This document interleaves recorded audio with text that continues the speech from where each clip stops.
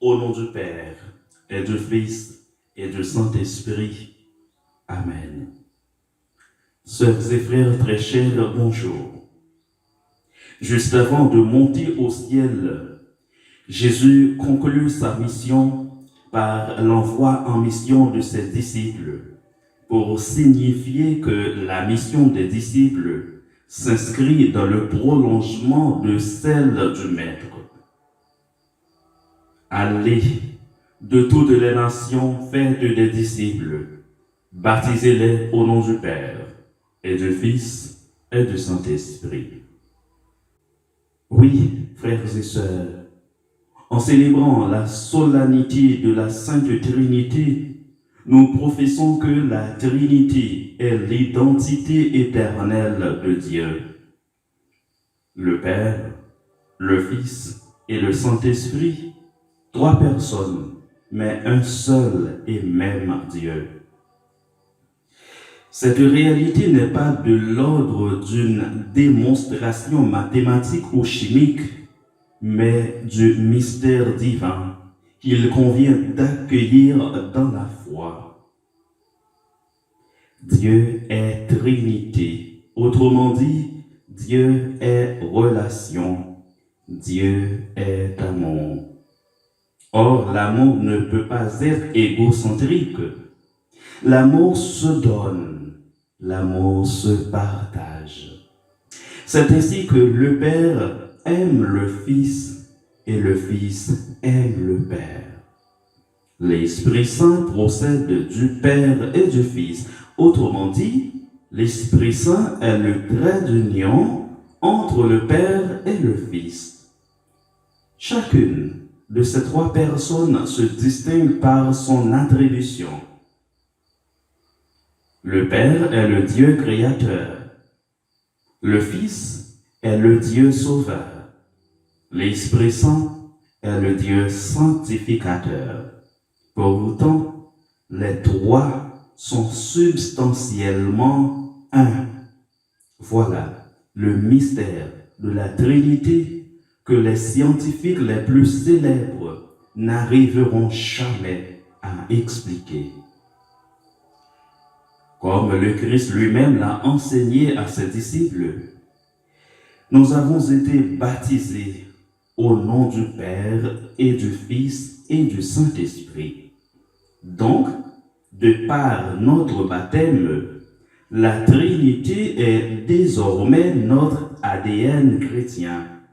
C'est pourquoi, lorsque nous faisons sur nous le signe de la croix du Christ, en répétant ces paroles qui, en réalité, constituent une prière, au nom du Père et du Fils et du Saint-Esprit, nous entrons en communion intime avec le Dieu trinitaire et nous l'invoquons pour qu'il intervienne en notre faveur.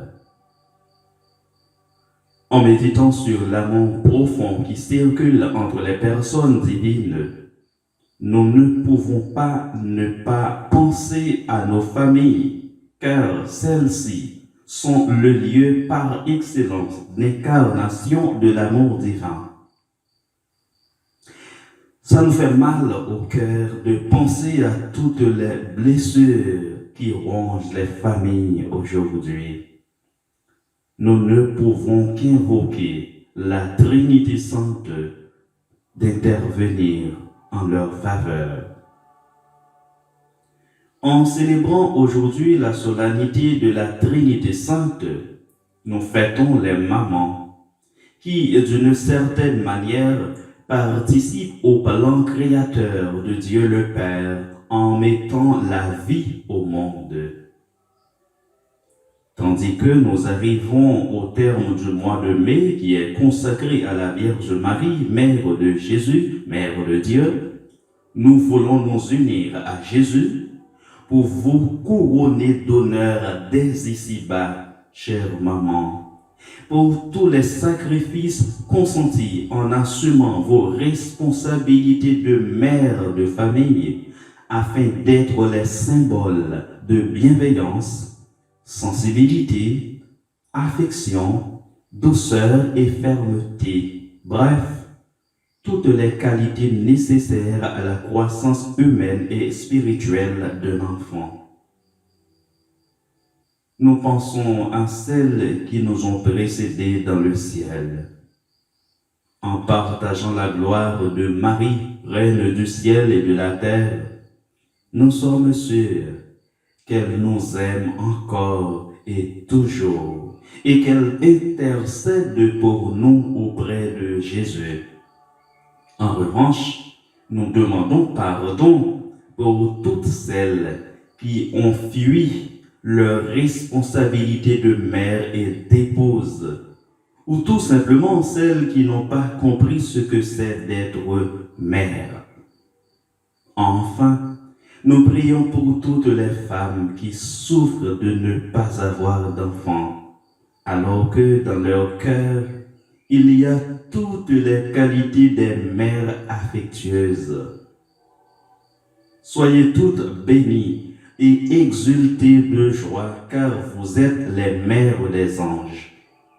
À vous tous et à vous toutes, bonne fête de la Trinité Sainte et bonne fête des mères.